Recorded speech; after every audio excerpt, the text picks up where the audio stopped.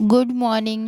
स्वागत आहे तुमचं माझ्या आणखीन एका व्हिडिओमध्ये. सकाळी उठले, आंघोळ केली, फ्रेश झाले, म्हटलं थोडंसं शायनिंग करावी. त्यासाठी आरशासमोर उभा राहून थोडीशी शायनिंग करत होती. ही नाईट पॅन्ट काल मी माझ्या बहिणीच्या दुकानातून आणली होती नवीन, म्हणून ती घातली होती. टी शर्ट घातला होता, गॉगल वगैरे घालून मग थोडीशी म्हणलं शायनिंग करावं.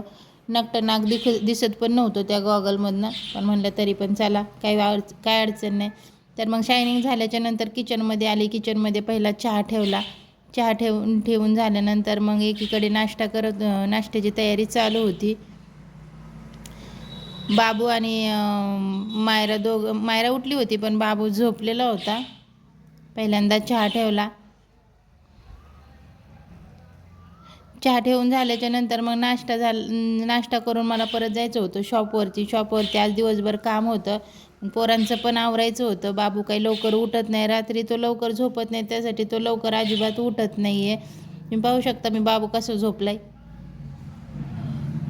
त्याला किती उठवलं तर ती उठत नाही, पण मायराला अजिबात उठवावं लागत नाही. ती मस्त उठते आणि ती नेहमी हसत उठते आणि हसत उठल्यानंतर तिचं ती खेळत राहते. जोपर्यंत भूक लागत नाही तोपर्यंत ती खेळतच राहते.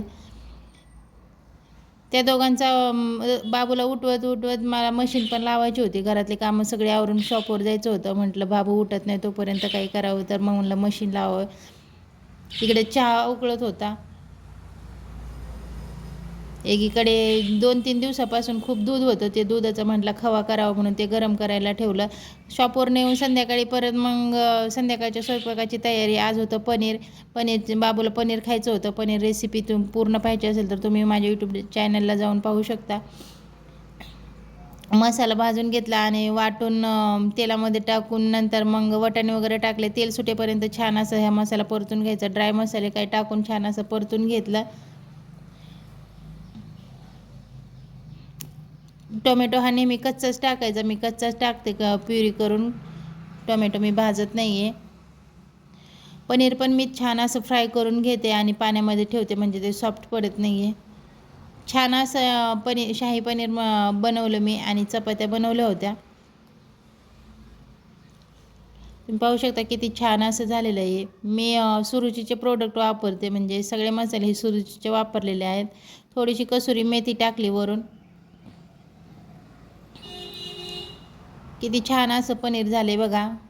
पनीर मसाला वरनं टाकायचं, तेलात टाकलं तर ते जळतो. त्यासाठी कधीच तेलामध्ये टाकायचं नाही, ते वरनंच टाकायचं. म्हणजे एक उकळी आली ना नंतर टाकलं तरी पण चालतं, म्हणजे छान अशी तरी पण येते.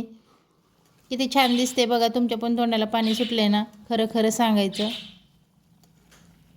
बघा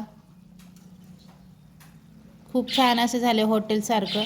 चला तर मग संध्याकाळच्या जेवणाला बसलो. जेवण केलं आणि छान असं सगळ्यांनी संध्याकाळी परत जेवणानंतर एक आईस्क्रीम खाल्ली.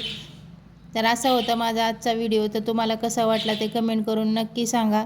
भेटूया नेक्स्ट व्हिडिओमध्ये. तोपर्यंत बाय.